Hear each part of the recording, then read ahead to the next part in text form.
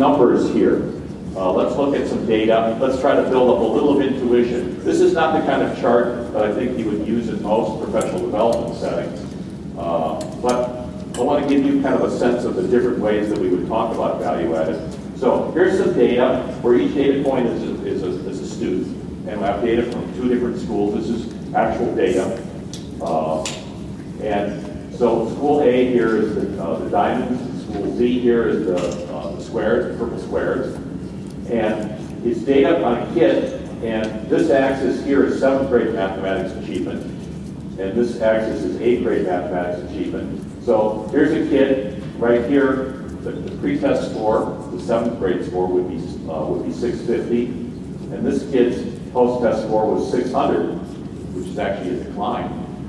And this kid's had the same score, incoming score of 650, with a final score of 775. So actual data. So one of the things that you notice about this is that there's an enormous range of data within the purple school, the purple school. Big range of data. From here to here is about 100 points. So this is the bad news. When you have a 40-item test, it's a little noisy. With an adaptive test, you actually get a much lower noise score. So that's, and what do we mean by error here? We conceptualize error as in kind of a test-retest type of logic. We test a kid, and 2 weeks later we come back and give them a similar kind of test, and their score is different. We know that there's noise in how kids answer tests. They get that sailboat question, for whatever reason, they just freeze up, or maybe they don't even realize they're freezing up, but they get that one wrong. You know, the next time there's a question, and it's a baseball question, they get that one right. So they try to write these tests so that there isn't differential item functioning, no diff, meaning that they function differently. So they try not to ask questions about milk cows. That's fine in Wisconsin, but if you're in New York City, maybe the 20 questions on dairy aren't in there, because that item would function differently. Minnesota, Wisconsin, Illinois, Ohio, we may be okay with questions about snow, maybe not so much in Arizona. So, you know, you try to write these tests so the items have a neutrality and aren't biased to kind of your culture and so on. But there's noise. Then there's also some noise. A given group of kids, even with a well-specified set of characteristics, sometimes they don't do so well. So that's not noise in the sense that they were retested, they get a different score. It's noise in the sense that that group that year didn't do quite as well or not. And you've seen that as teachers where sometimes it clicks, sometimes it doesn't click, sometimes it's unknown stuff. We like to be apples and apples, but we never get there perfectly. A parent might have lost their job, or a parent died, or some event happens that would make it harder for a kid to learn that year. And of course, as a teacher, you do everything that you can to overcome that. But if you had 2 or 3 students with some bad outcomes in their lives, they may learn less. So, Gallup poll, same thing. We don't do a Gallup poll with 4 people. We do a Gallup poll because there's a margin of error due to randomness. So randomness has these 2 sources, kind of the genuine source of a good year, bad year, and then the noise of the testing. California achievement tests, the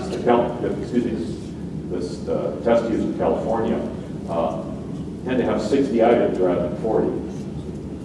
So they're less noisy. The reliability of the California tests is around 95, 96%. The Illinois test, the Minnesota test would be more like 87. Wisconsin, 87%. So if I convert that, reliability is 87%.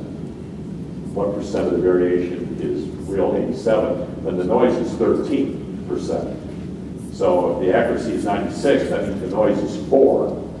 So a jump from 4 to 13 is kind of a big increase in noise. So we find that our value-added numbers in the California model are much more reliable because there's less noise in those tests. So there's noise. And so as I look at that data, what's clear is that we always want high 8th grade test scores here. That's what's good. As I look at this data, and by the way, we're just looking at post-test and pre-test. What we really need, given what I said before, what we might consider is having other contextual information, ELL, special ed. So let's just abstract for that because it's harder to bring up a hologram, have lots of different data. For this purpose, it's better just to kind of ignore that for the moment. So, ignoring that, and since everything else being equal, which school would be better to be in? A, right? Yeah, and it's not because the data points for A are all higher. There's this noise, so there's quite a spread of data, which means we have a statistics problem. We have a noise problem, and so when we present evidence, we're going to have to give you standard errors or Gallup type confidence intervals.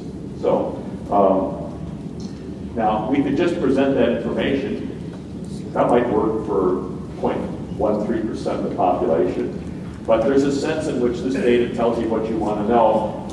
The kids at all different achievement levels seem to do better in school A than school ZZ.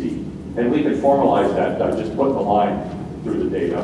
And the difference between that would be our value-added difference in school productivity. And if I were to graph all the other data, there would be these different lines.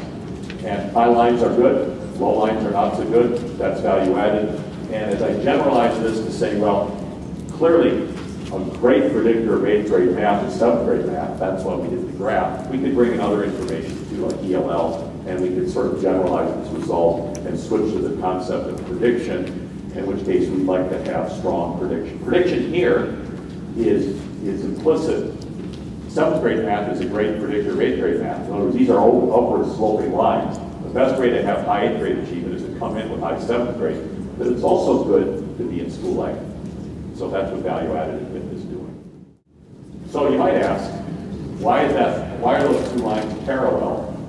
And why would, if we would put 100 schools or 400 schools, why would they all have to be neatly parallel? Well, that's to make it simple. And that's generalized value-added looks like that. General value-added looks like that. We actually, in most of the districts we work with, we don't enforce that restriction on the data. We let the data speak. So these lines might not be parallel. So what you'd like is a line to be flatter. You'd like the kids who are behind to catch up. So I'd like to take this line here and raise it up so the kids with low achievement learn more. So I'd like the line to be flatter, I think, from an equity perspective, and high. And that's called differential effects value added. Schools may have different slopes there. So a school that's flat and high is very high performing and terrific as well for low achieving students. A school that's got a steeper line is a school where if you're low behind, you're going to stay behind. So in New York, Milwaukee, Chicago, we give the differential effects, which we call generation 2 value added. And the teachers seem to like it because it's extracting more information. And we can also look whether you are differentially effective with respect to ELL students, special ed students.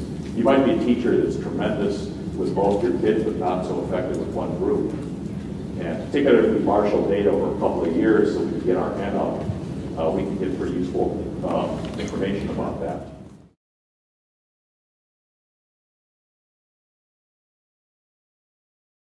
This is the most important graph that we produce, I think. This is the power of 2 graph. We chart now not individual data, but school data, value-added and attainment data. They could be brought together on a graph. So this axis here is percent proficient. We're using proficient because we're sticking with the kind of style of indicators that's popular in NCLB. We could have done average incoming achievement or median. Something about the starting point. And then this axis is value added.